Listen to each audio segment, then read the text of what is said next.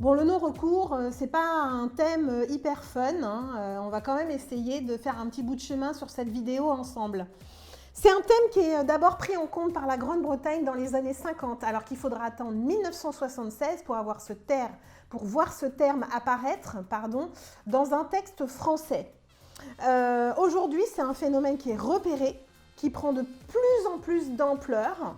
Il prend tellement d'ampleur que la Caisse nationale des allocations familiales distingue d'ailleurs un ratio entre la population éligible et la population bénéficiaire. Je vais vous donner une définition, vous allez comprendre. En 2002, le CNRS encourage la création de l'Observatoire des non-recours aux droits et services. Et il propose la définition suivante. Alors là, je prends clairement mon anti-sèche. Le non-recours renvoie à toute personne qui ne reçoit pas, quelle qu'en soit la raison, une prestation ou un service quand elle pourrait y prétendre. Vous avez bien compris dans la définition que ça ne concerne pas que des prestations financières. On est aussi sur des services, parfois sur des services non marchands. Il y a plusieurs typologies du non-recours. Alors, il y a la non-connaissance, c'est-à-dire que la personne ne sait pas que l'offre existe. Il y a la non-proposition. L'offre n'est pas activée.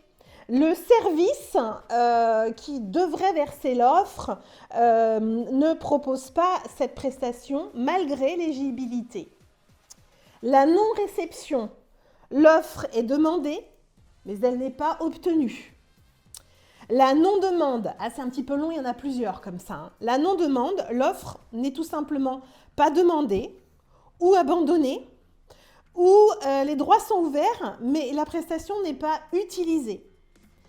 Et ensuite, il y a le non-concernement, qui est d'ailleurs plutôt propre aux jeunes.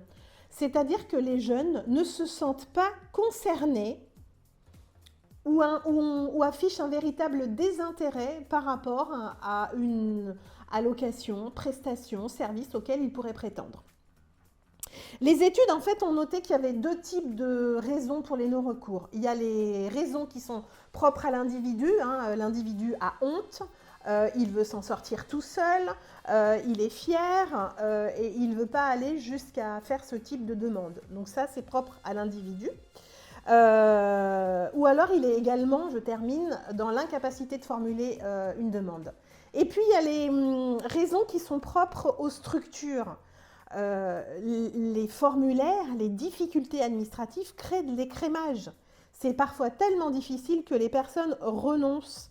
Mais c'est aussi parfois un problème de pertinence entre l'offre et le besoin. C'est-à-dire que les pouvoirs publics vont proposer une prestation ou un service, mais qui n'est finalement pas demandé parce qu'il ne correspond pas complètement à un besoin. Mais du coup, finalement, une fois qu'on a vu nos profils de NEET, qu'on a vu que les jeunes filles étaient davantage exposées, que globalement, parfois les jeunes n'allaient pas demander ce à quoi ils ont droit, qu'ils sont dans le retrait social, dans l'invisibilité sociale, finalement, on peut se demander si tout ça porte aujourd'hui un nom particulier et on peut se demander finalement qui sont ces nouveaux invisibles.